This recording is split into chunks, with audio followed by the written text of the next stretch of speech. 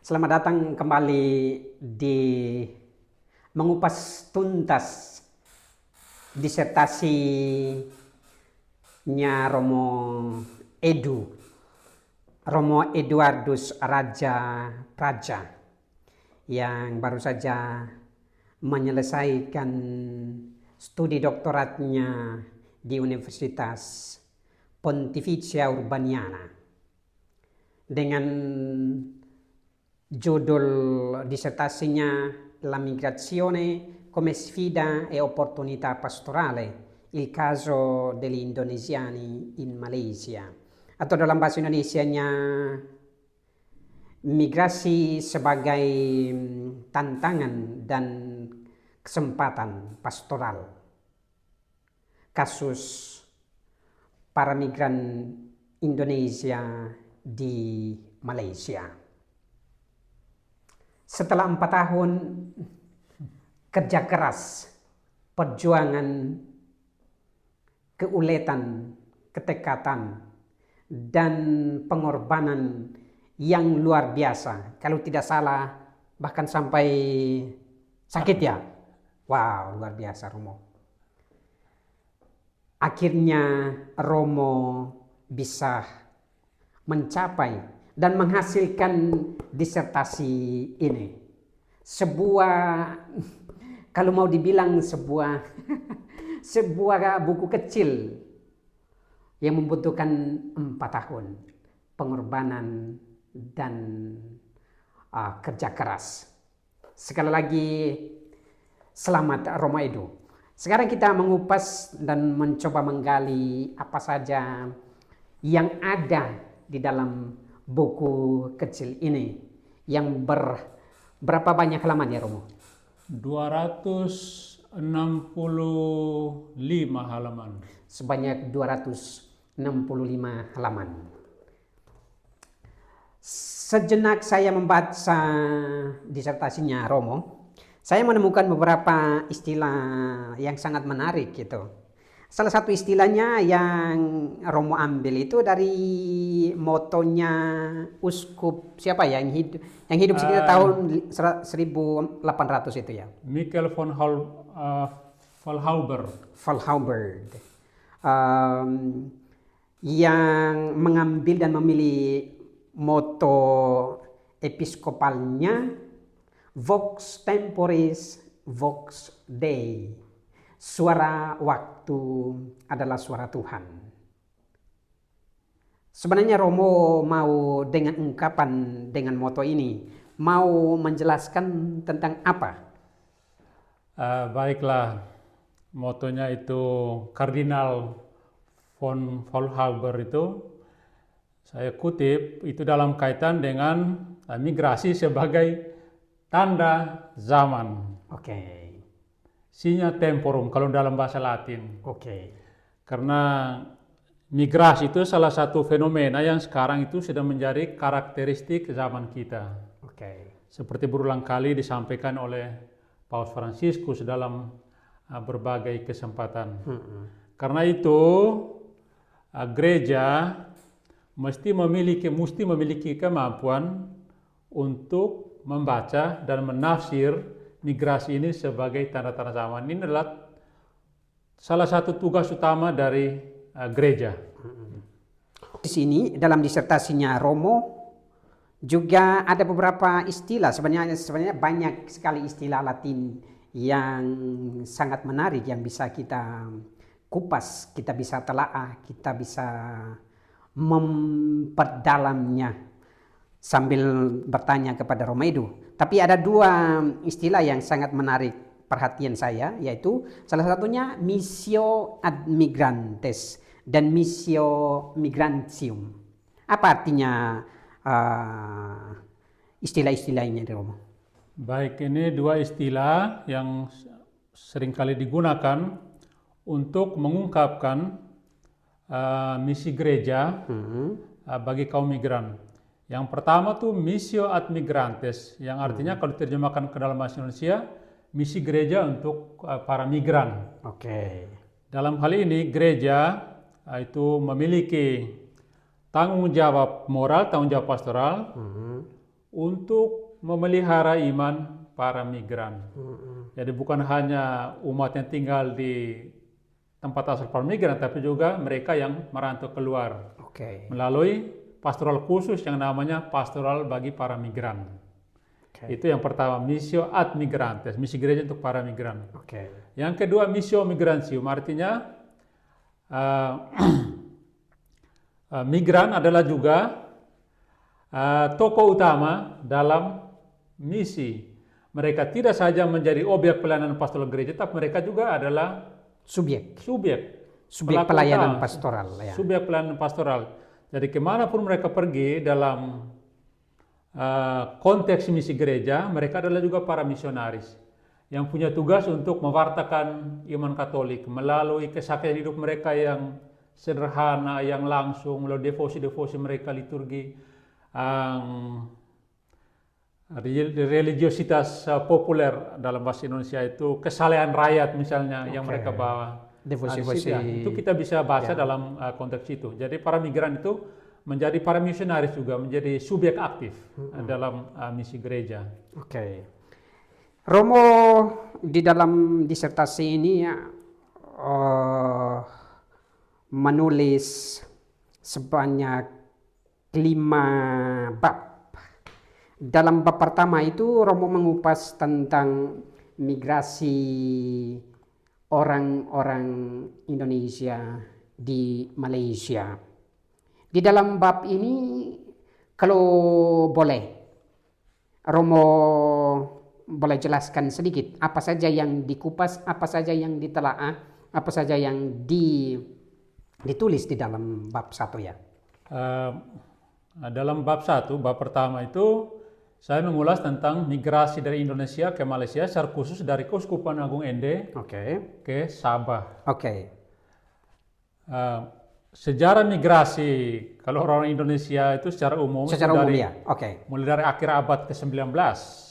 Ya, itu kan kebanyakan orang Jawa, orang dari Bawean, Pulau Bawean, ada satu pulau dekat itu wilayah Jawa Timur. Mereka banyak bermigrasi ke wilayah itu semenanjung Malaysia. Apakah waktu itu merupakan program dari orang-orang Belanda atau orang Jawa?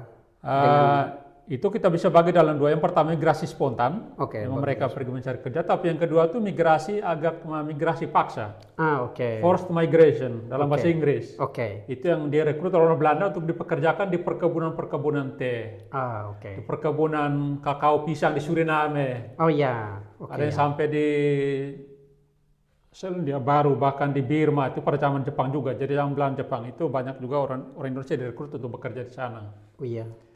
Sedangkan untuk konteks Flores, itu orang Flores belum bermigrasi ke Malaysia, terutama ke Malaysia Timur itu mulai tahun 50-an ya. Orang Flores Timur yang pertama, mereka itu adalah para pioner. Migrasi orang-orang Flores ke Malaysia itu awalnya adalah orang-orang Flores Timur ya. Mulai tahun 50, baru kemudian diikuti orang-orang dari kabupaten lain. Maumere, Ende, Manggarai, Timur juga ya. Itu mulai dari tahun 70-an. Tahun 70-an. Kebanyakan ke Tawau, karena tahun 70-an itu Tawau mulai dikenal sebagai kota tujuan para perantau Flores. Tawau. Ya. Di Malaysia. Itu di Malaysia mana? Malaysia Timur. Itu yang berbatasan dengan Nunukan. Di Kalimantan Timur. Sejauh pengetahuan dan pemahaman Romo, para perantau kita ini, apakah mereka, saya mau tanya tentang sumber daya manusianya, bagaimana? Rata-rata mereka, para migran asal Flores itu dikelompokkan, diklasifikasikan sebagai para migran yang kurang terdidik dan kurang terampil. Ini kita omong kenyataan ya. Yang mereka hanya bisa mampu bekerja di sektor-sektor yang dikategorikan sebagai yang kotor, sektor-sektor yang nomor 2 lah boleh dikatakan, seperti itu. Jadi seperti di perkebunan-perkebunan, sektor bangunan, pembantu rumah tangga. Itu banyak orang-orang kita yang bekerja di sana. Oke. Oh ya, apakah ada hal lain yang Romo tulis di dalam bab 1 itu? Nah, bab 1 itu selain ngomong tentang deskripsi tentang migrasi Indonesia ke Malaysia secara khusus dari Keuskupan Agung Ende ke Sabah, itu juga saya mengidentifikasi itu persoalan-persoalan dan tantangan-tantangan. Oke. Karena itu memang tujuan bab 1 untuk mengidentifikasi persoalan melalui studi sosiologis Situasi para migran itu. Di Malaysia termasuk para migran tak berdokumen. Oh ya. Itu semua. Itu bagian dari.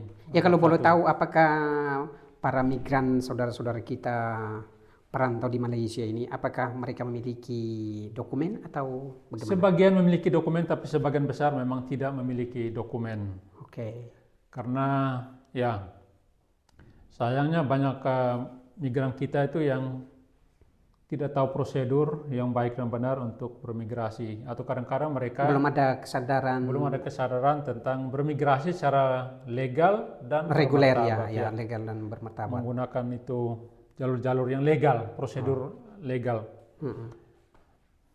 Oh ya, dalam bab 2 itu Romo menulis tentang jawaban pastoral gereja-gereja lokal, dalam hal ini keuskupan Reggio Bali ya, Reggio Nusa Tenggara, Bali Nusa Tenggara, yang mengambil inisiatif untuk mendampingi dan melayani sesama saudara kita yang merantau di Malaysia. Di sini apa saja yang Romo tulis? Jawaban pastoral. Jadi kalau bab 1 omong tentang deskripsi tentang migrasi Indonesia ke Malaysia, lalu saya mengidentifikasi persoalan dan tantangan, maka bab 2 itu difokuskan pada jawaban pastoral sebagai jawaban konkret atas tantangan yang disampaikan di bab 1. Jadi itu dibagi 2 juga, dari pihak itu gereja di tempat asal, secara khusus Keuskupan Agung Ende, dan juga gereja di tempat tujuan perantauan. Di tempat asal itu yang pertama itu yang kami buat itu istilahnya penyadaran untuk saya lihat jangan sampai lupa lagi. Ya benar ya, boleh.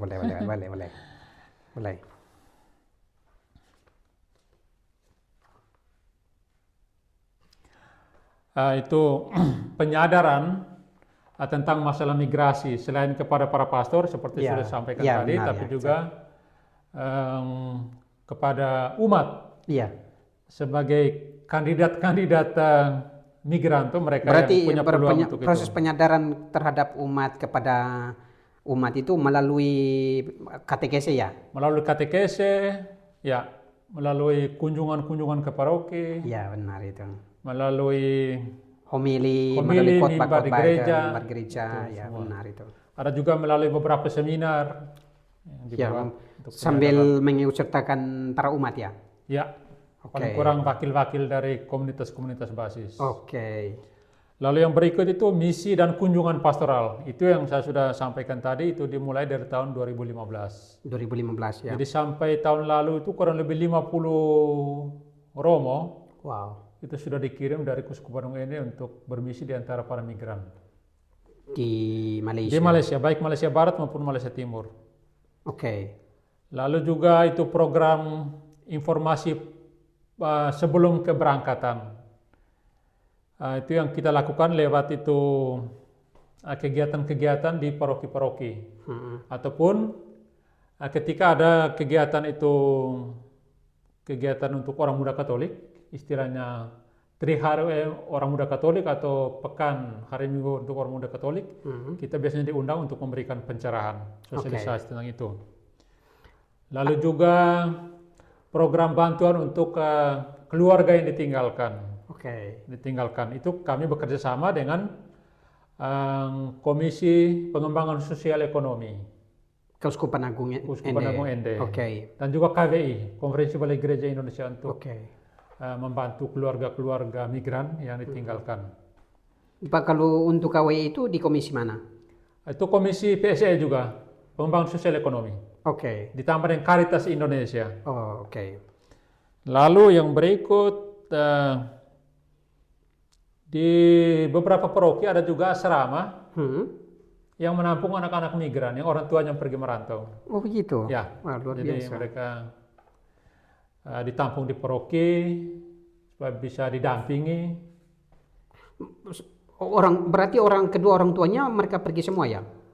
Ya, ada yang kedua orang tuanya pergi semua, ada yang ayahnya pergi merantau, tengahnya ibunya. Jadi paroki mengambil inisiatif untuk menampung mereka, mendidik mereka. Lalu yang berikut itu kegiatan-kegiatan berkaitan dengan itu perdagangan manusia. Itu juga melalui sosialisasi, tapi juga kerjasama dengan seperti IOM, Organisasi Migrasi Internasional, IOM itu. Oke.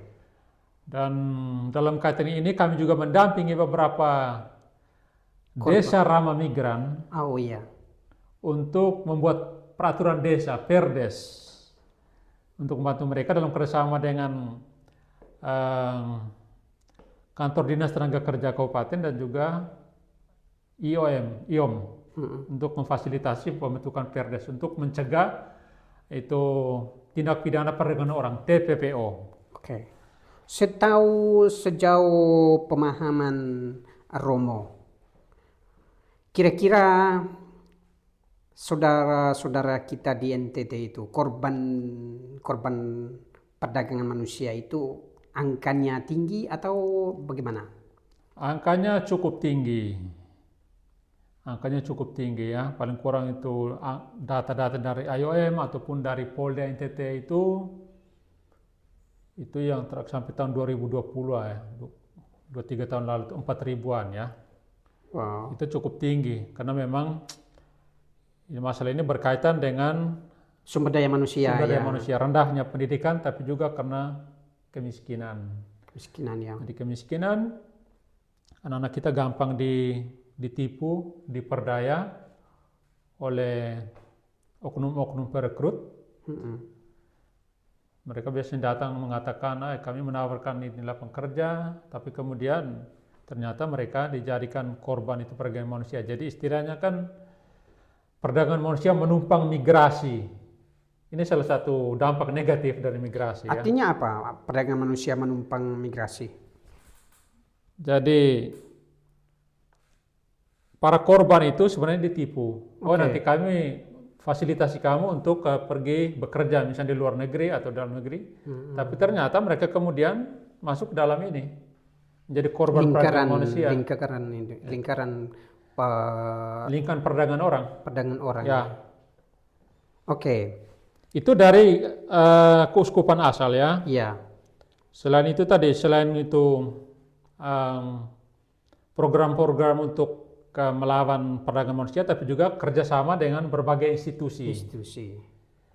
Baik itu dengan keuskupan-keuskupan lain maupun dengan institusi-institusi pemerintah. Kita bekerja sama karena omong tentang migrasi, persoalan ini bukan hanya tanggung jawab gereja, tapi juga tanggung jawab pemerintah.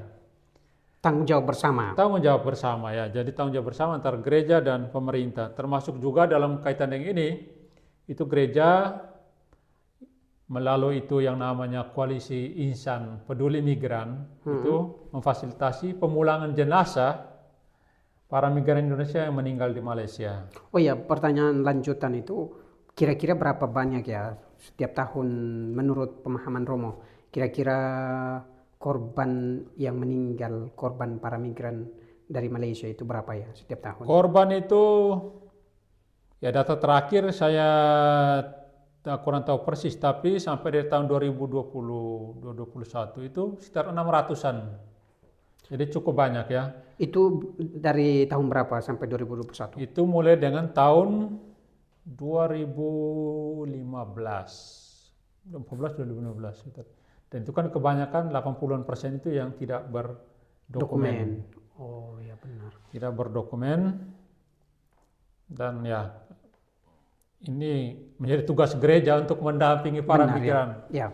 Sejak keberangkatan mereka, dalam perjalanan, sampai di tempat perantauan, bahkan ketika mereka kembali. Walaupun ketika kembali sudah tidak bernyawa ya. Iya. Ini gereja juga punya tanggung jawab untuk itu. Karena mereka adalah manusia. Iya, kembali kepada tanggung jawab Ya. bersama begitu.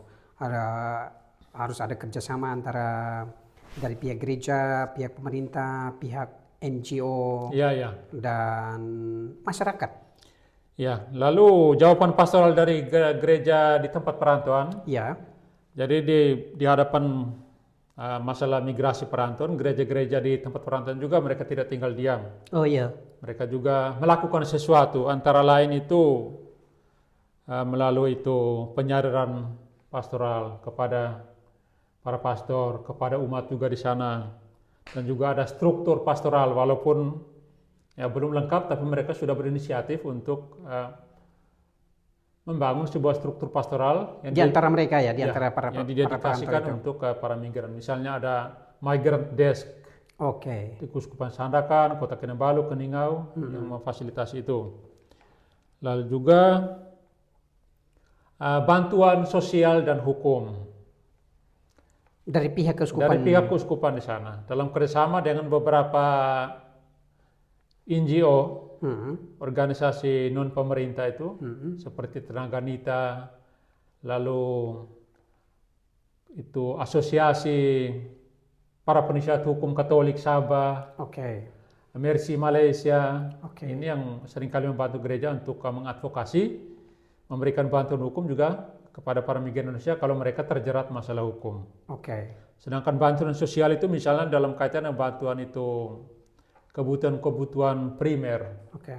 Mendasar makanan, begitu, minuman, makanan. pakaian, terutama pada masa pandemi COVID itu. Oh iya. Lalu juga kerjasama dengan institusi, Iya. jadi dengan Kedutaan Besar Republik Indonesia maupun dengan Konsulat Jenderal Indonesia di Kota Tabao maupun di Kota Kinabalu. Oke. Lalu yang berikut itu ada perjalanan untuk studi banding ke Indonesia. Ini satu hal yang baru, menarik ya. Ini inisiatif ini mereka ambil. Jadi di tahun 2018 itu beberapa utusan dari Keuskupan Kota Kinabalu, dari Kuala Lumpur, mereka mengunjungi 3 keuskupan di Flores, Larantuka, Maumere, Ende. Tujuannya adalah untuk mengenal tempat asal para migran, supaya mereka paham kehidupan para migran di sana. Situasi Ya, situasi. sosial ya, situasi sosial, situasi ekonomi. Ya, supaya mereka tahu. Oke. Sambil juga membicarakan kemungkinan untuk ada kerjasama lebih lanjut di antara Ya, benar ya. 3 keuskupan itu. Lalu yang terakhir itu aktivitas dalam kaitan dengan pendidikan melalui CLC dan CLP. Apa itu? CLC itu Center Learning Community. Oke. Sementara CLP itu Center Learning Program. Jadi program untuk pendidikan dasar bagi anak-anak migran. Itu hanya diperuntukkan bagi anak-anak saja atau bagi kaum remaja yang belum sempat mengemban belajar Biasanya begitu? untuk anak-anak, tapi juga untuk remaja yang sudah umur 10-11 tahun tapi tidak bisa membaca dan menulis. Jadi gereja di sana mengambil inisiatif untuk itu mendirikan itu pusat-pusat pembelajaran. Pertama di Keningau tahun 2006, lalu kemudian melebar sampai ke Kota Kinabalu. Kemudian dari 2011 itu juga pemerintah Indonesia mengambil inisiatif untuk membangun CLC. Jadi sampai sekarang itu di Sabah. Itu maaf Romo, itu mengandaikan bahwa saudara-saudara kita yang berada di Malaysia itu berada di pedalaman.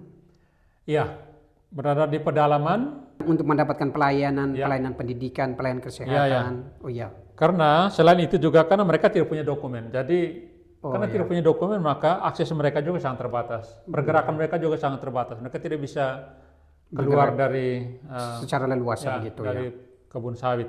Karena itulah didirikanlah itu CLC di perkebunan-perkebunan sawit yang sampai sekarang jumlahnya itu sudah kurang lebih 275 anak-anak ya. CLC-nya. Oh, CLC-nya. Sedangkan anak-anak yang didik itu puluhan ribu ya. Wow. Puluhan ribu, karena berdasarkan beberapa studi, itu jumlah anak-anak yang tidak bersekolah itu sekitar mendekati 50-an ribu. Tapi sekarang dengan adanya CLC, perlahan-lahan persoalan ini mulai diatasi. Berkat kerjasama antara gereja di sana, di Sabah dengan pemerintah Indonesia. Jadi guru-gurunya itu sebagian direkrut dari Indonesia. para migran Indonesia yang ada di sana, sebagian dikirim oleh Kementerian Pendidikan. Apakah pendidikan yang mereka peroleh diakui oleh negara untuk mendapatkan ijazah atau bagaimana? Ya, diakui. Itu untuk SD saja kalau gitu ya? Untuk SD dan SMP. Oke. Jadi setelah itu mereka bisa melanjutkan pendidikan di Indonesia ketika mereka kembali ke sini. Jadi kan di Kota Kinabalu itu namanya SIKK, Sekolah Indonesia Kota Kinabalu. Oh, Sekolah Indonesia Kota Itu Kinabalu. ada itu. Itu sekolah formal. Itu baik SD maupun SMP. SMP ya. Oke. Selain juga itu ada satu CLC yang besar itu di dekat Kota Kinabalu. Itu jumlah muridnya itu hampir 500-an. SD, SMP 500-an. Oh ya, kembali berarti anak-anak perantau ini mereka datang jauh ya, jauh-jauhan dari pedalaman, dari hutan Ya. untuk sampai pada Sudah saya untuk sekolah itu di sana. sekolah di sini. Ah. Dan jaraknya sekitar berapa? Berapa kilo? Jaraknya itu untuk kilometer, ya pokoknya jauh lah, sekitar 20-an kilometer itu. Dan jalan kaki atau dengan motor ya biasanya kayaknya? Biasa dengan kendaraan. Kendaraan. Oh, kendaraan bisa menjangkau Bisa, tempat mereka ya? Bisa. Dan banyak tidak punya dokumen, tapi syukur bahwa itu pengurus itu Keluarga Besar Katolik Indonesia Kota Kinabalu, mereka membuat pendekatan dengan pihak Keamanan. imigrasi Pihak dan imigrasi, keamanan untuk menyampaikan secara objektif, secara terus terang tentang luar keadaan biasa. itu, sehingga mereka anak-anak ini tidak ditahan. Oh ya, baik. Karena bagaimanapun juga mengenyam pendidikan adalah hak asasi manusia. Benar. Asasi manusia seperti itu. Terlepas dari dokumen yang Terlepas dari dokumen. apakah dokumen ada atau Iya. tidak ya? Utamakan mereka untuk sekolah dulu. Ya.